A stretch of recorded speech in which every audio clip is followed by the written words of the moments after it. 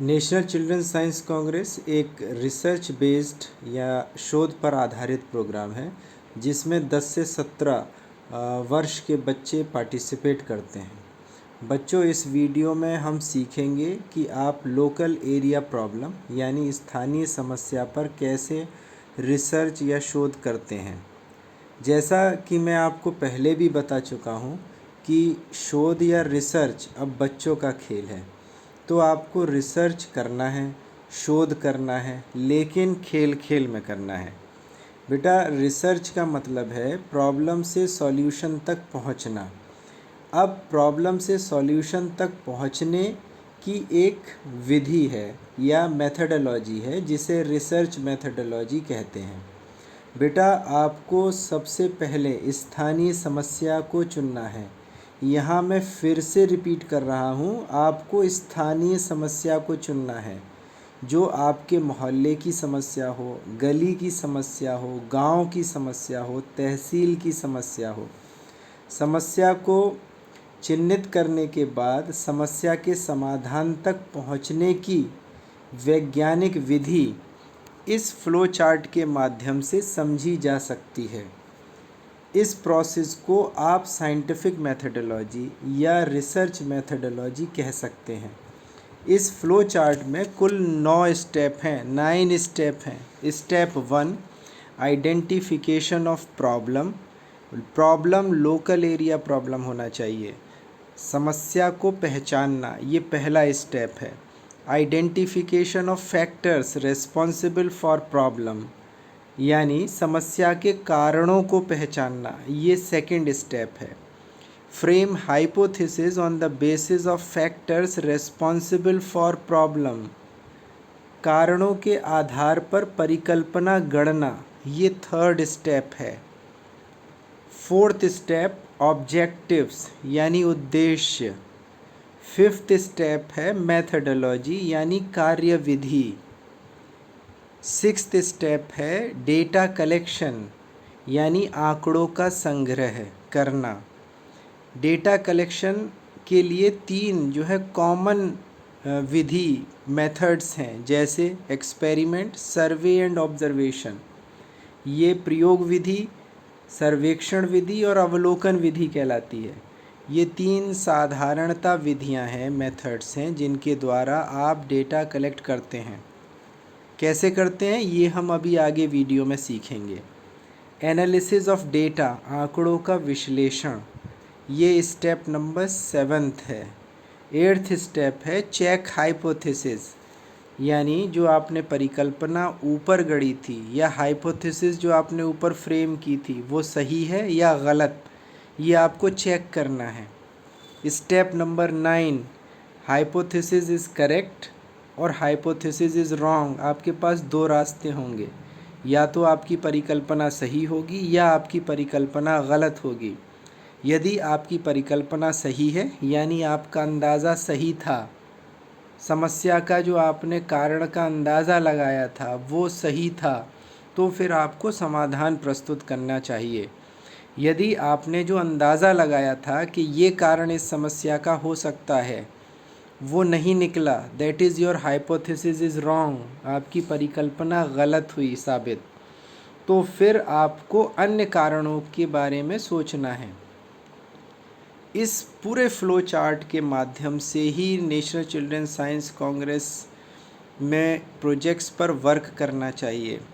ये 9 स्टेप का जो ये फ्लो चार्ट है, अगर आप इस पर आधारित वर्क करेंगे, इसके सारे स्टेप्स को फॉलो करेंगे, तो वो आपका जो प्रोजेक्ट होगा वो विज्ञान विधि पर आधारित होगा और प्रॉपर रिसर्च मेथडोलॉजी आप फॉलो कर रहे होंगे।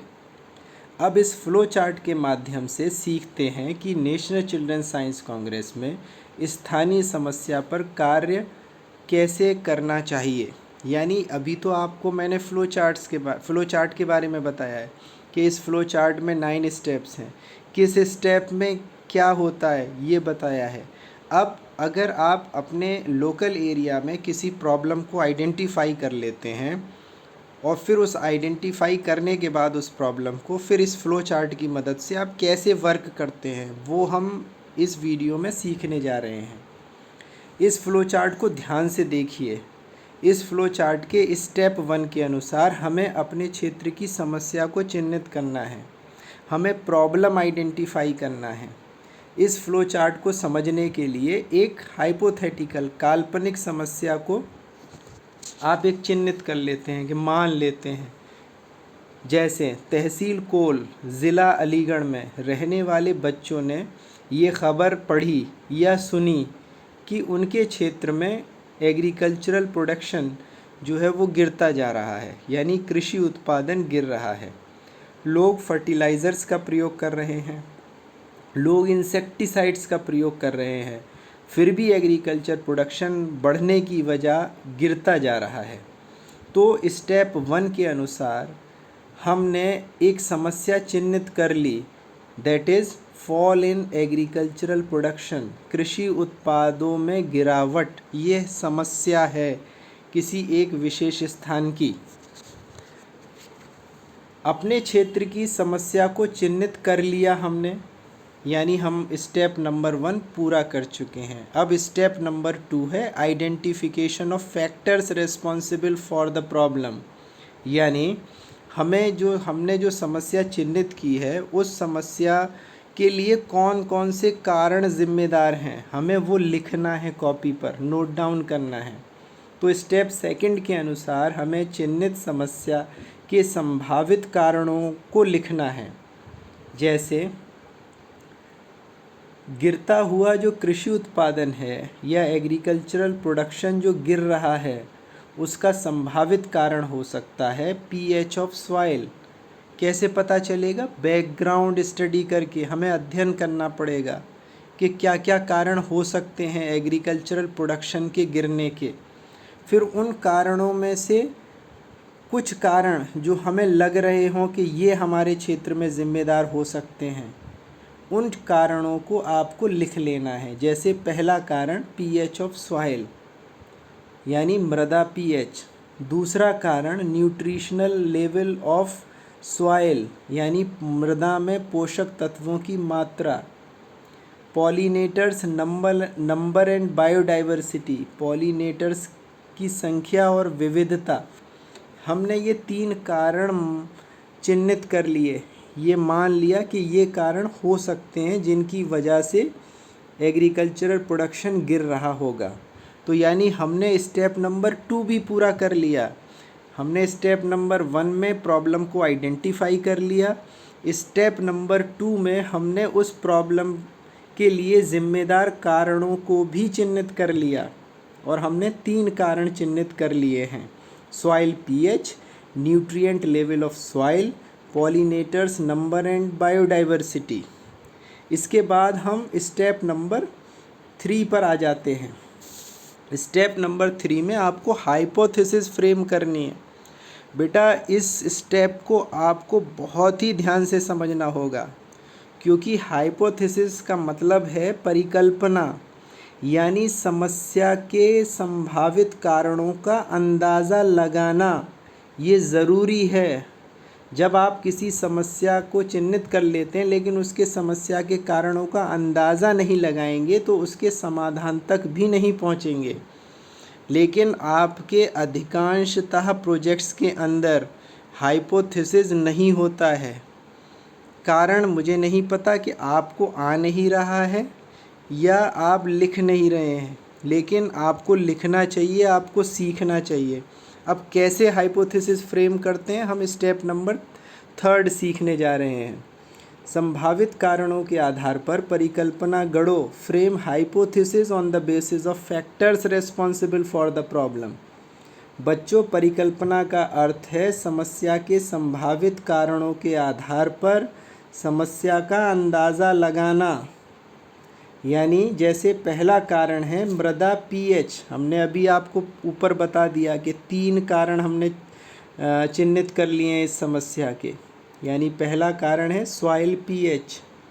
तो हमारा जो हाइपोथेसिस होगी वो होगी कि सॉइल पीएच डिस्टर्ब होने के कारण एग्रीकल्चरल प्रोडक्शन गिर रहा होगा, अंदाज़ा है हमारा। दूसरा कारण है न्यूट्रिएंट लेवल ऑफ सॉइल, यानी मृदा में पोषक तत्वों की मात्रा, ये हमारा दूसरा फैक्टर था। इसी फैक्टर्स के आधार पर हमें हाइपोथेसिस फ्रेम करनी है। तो दूसरे फैक्टर की बेसिस पर, दूसरे जिम्मेदार कारण के आधार पर हमारी जो हाइपोथेसिस होगी, परिकल्पना होगी, वो हो जाएगी मृदा में पोषक तत्वों की कमी के कारण कृषि उत्पादन गिर रहा होगा। यानी सॉइल के अंदर न्यूट्रिएंट लेवल कम होगा, जिसकी वजह से एग्रीकल्चर प्रोडक्शन गिर रहा होगा, कम हो रहा होगा। ये हमने दो हाइपोथेसिस फ्रेम कर ली। किस बेसिस पर? दो संभावित कारणों के आधार पर। तीसरा कारण जो हमने समस्या का चिन्हित किया था वो है पॉलिनेटर्स नंबर एंड बायोडाइवर्सिटी, यानी पॉलिनेटर्स की संख्या व विविधता। ये तीसरा कारण था। इसके आधार पर हम तीसरी हाइपोथेसिस फ्रेम करेंगे और तीसरी हाइपोथेसिस होगी पॉलिनेटर्स की संख्या व विविधता में कमी के कारण एग्रीकल्चरल प्रोडक्शन गिर रहा होगा। ये भी हमारा अनुमान है। तो यानी हाइपोथेसिस बनाते हैं हम किसके आधार पर? समस्या के कारणों के आधार पर। यानी अभी तक अगर आप देख रहे हो स्टेप 1, स्टेप 2 एंड स्टेप 3, ये तीनों एक दूसरे से जुड़े हुए हैं।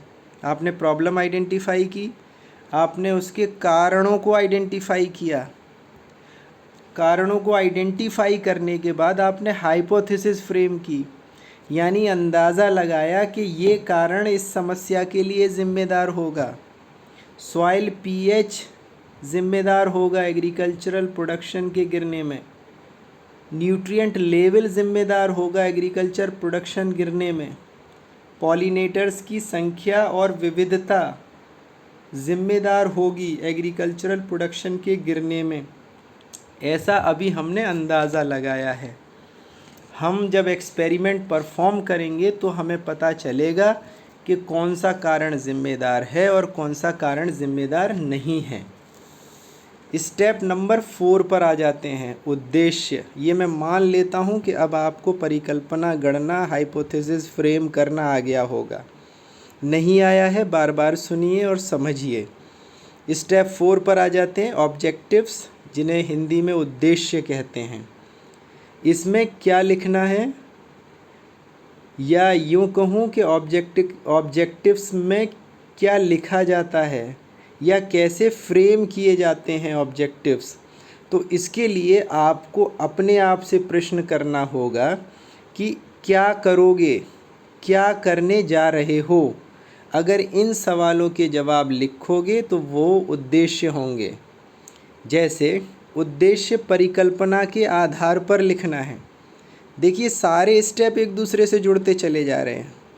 प्रॉब्लम आइडेंटिफिकेशन, उसके कारणों के आधार पर हाइपोथेसिस, और हाइपोथेसिस की बेसिस पर आपको उद्देश्य लिखना है। यानी पहली परिकल्पना, आपका पहली जो हाइपोथेसिस थी वो थी सॉइल पीएच डिस्टर्ब होने के कारण एग्रीकल्चरल प्रोडक्शन गिर रहा होगा। तो पहली परिकल्पना के आधार पर पहला उद्देश्य होगा कि सॉइल पीएच से संबंधित आंकड़े एकत्र करेंगे। यानी अगर सॉइल पीएच डिस्टर्ब है या नहीं, ये जानने के लिए आपको सॉइल पीएच के डेटा इकट्ठा करना पड़ेगा, सॉइल पीएच को रिकॉर्ड करना पड़ेगा। तो यही आप करने जा रहे हो, यही आपका उद्देश्य हो गया कि सॉइल पीएच से संबंधित आंकड़े एकत्र करेंगे। दूसरी परिकल्पना या हाइपोथेसिस आपने फ्रेम की थी कि मृदा में पोषक तत्वों की कमी के कारण एग्रीकल्चरल प्रोडक्शन गिर रहा होगा। यानी न्यूट्रिएंट लेवल सॉइल का कम होना चाहिए। कैसे पता चलेगा? आप उद्देश्य में लिखेंगे कि हम ये करने जा रहे हैं। सॉइल में जो न्यूट्रिएंट्स का लेवल है, इससे संबंधित डेटा कलेक्ट करेंगे। ये हमारा उद्देश्य नंबर 2 हो गया। हाइपोथेसिस नंबर 2 की बेसिस पर ऑब्जेक्टिव नंबर 2, तीसरी हाइपोथेसिस या तीसरी परिकल्पना थी, पॉलिनेटर्स की संख्या व विविधता में कमी के कारण एग्रीकल्चरल प्रोडक्शन गिर रहा होगा। तो इसकी बेसिस पर जो हमारा थर्ड ऑब्जेक्टिव होगा वो होगा पॉलिनेटर्स की संख्या व विविधता से संबंधित डेटा को रिकॉर्ड करना, या रिकॉर्ड हम करेंगे इससे रिलेटेड डेटा। ये हमारा तीसरा उद्देश्य हो गया। यानी हमने 3 फैक्टर, स्टेप नंबर 2 में 3 फैक्टर हमने फाइंड आउट करे थे, 3 फैक्टर चिन्हित करे थे। 3 फैक्टर की बेसिस पर हमने 3 हाइपोथेसिस फ्रेम करी थी। 3 हाइपोथेसिस फ्रेम करने के बाद हमने 3 उद्देश्य बना लिए, और 3 उद्देश्य किसकी बेसिस पर बनाए? हाइपोथेसिस की बेसिस पर। इस कनेक्टिविटी को भी आपको समझना है, ये सारे स्टेप्स एक दूसरे से जुड़े हुए हैं। 4th स्टेप के बाद जो स्टेप 5th है, दैट इज़ मेथडोलॉजी, हिंदी में इसे कार्यविधि कहते हैं। इसमें क्या लिखा जाता है? अपने आप से प्रश्न करो कैसे करोगे। यानी उद्देश्य में आपने, ऑब्जेक्टिव्स में आपने अपने आप से प्रश्न किया था क्या करोगे और क्या करने जा रहे हो। स्टेप 4 में मेथडोलॉजी में आपको अपने आप से प्रश्न करना है कैसे करोगे, और उसका जो जवाब आएगा दैट इज़ मेथडोलॉजी। यानी प्रत्येक उद्देश्य की, ऑब्जेक्टिव की कार्यविधि आपको लिखनी है, मेथडोलॉजी लिखनी है, प्रोसीजर लिखना है। जैसे पहला उद्देश्य है कि पीएच से, सॉइल पीएच से संबंधित डेटा रिकॉर्ड करेंगे। तो पहली कार्यविधि होगी कि कैसे करोगे, यानी आपको पूरा एक्सपेरिमेंट लिखना है कि सॉइल पीएच का जो डेटा है वो आपको कैसे मिलेगा, वो पूरा प्रोसीजर लिखना है। यानी आपको एक्सपेरिमेंट जो परफॉर्म करेंगे उस पूरे एक्सपेरिमेंट का प्रोसीजर लिखना है। दूसरा उद्देश्य है कि मृदा में पोषक तत्वों से संबंधित आंकड़े एकत्र करेंगे। यानी आपको nutrient level of soil identify करना है, तो रिकॉर्ड करना है। तो रिकॉर्ड कैसे करोगे? यानी एक्सपेरिमेंट परफॉर्म करोगे, उस पूरे एक्सपेरिमेंट का प्रोसीजर आपको लिखना है, यानी मेथडोलॉजी सेकंड में। तीसरे ऑब्जेक्टिव की मेथडोलॉजी, यानी तीसरा उद्देश्य था आपका, ऑब्जेक्टिव था कि पॉलिनेटर्स की संख्या व विविधता से संबंधित आंकड़े इकट्ठा करेंगे। यानी पॉलिनेटर्स का नंबर एंड डाइवर्सिटी रिकॉर्ड करना है। तो कार्यविधि या मेथडोलॉजी में लिखो कि कैसे करोगे। कैसे करोगे मतलब एक्सपेरिमेंट परफॉर्म करोगे, सर्वे करोगे, अवलोकन, ऑब्जर्वेशन करोगे, जो भी प्रोसीजर अपना रहे हो इस डेटा को कलेक्ट करने के लिए। यानी उनके नंबर पॉलिनेटर्स का, पॉलिनेटर्स की डाइवर्सिटी, विविधता को रिकॉर्ड करने के लिए जो भी तरीका अपनाओगे उस प्रोसीजर को लिखो कैसे करोगे। That is methodology. इसका मतलब ये हुआ कि अभी तक कोई भी स्टेप एक दूसरे से अलग नहीं है, इंडिविजुअल बिहेव नहीं कर रहा है। एवरी स्टेप, सारे स्टेप एक दूसरे से जुड़े हुए हैं। मेथडोलॉजी के बाद जो 6th स्टेप है दैट इज़ डेटा कलेक्शन, यानी आंकड़ों को इकट्ठा करना। इसके सामने 3 शब्द लिखे हुए हैं, experiment, survey and observation. Experiment का मतलब प्रयोग, सर्वे का मतलब सर्वेक्षण, ऑब्जर्वेशन का मतलब अवलोकन। आपको आंकड़े एकत्र करना है, और आंकड़े एकत्र करने की सर्वाधिक उपयोग में आने वाली ये 3 विधियां हैं, 3 मेथड्स हैं। अपनी आवश्यकता अनुसार आप इनका प्रयोग करते हैं। जैसे हमने पहले लिखा कि सॉइल पीएच आइडेंटिफाई रिकॉर्ड करेंगे, तो सॉइल पीएच कैसे रिकॉर्ड करोगे? एक्सपेरिमेंट करोगे। सॉइल न्यूट्रिएंट्स का लेवल आपको वो करना है, रिकॉर्ड करना है। कैसे करोगे? एक्सपेरिमेंट परफॉर्म करोगे। आपको पॉलिनेटर्स का नंबर एंड डाइवर्सिटी रिकॉर्ड करना है। कैसे करोगे? ऑब्जर्वेशन करोगे, सर्वे करोगे।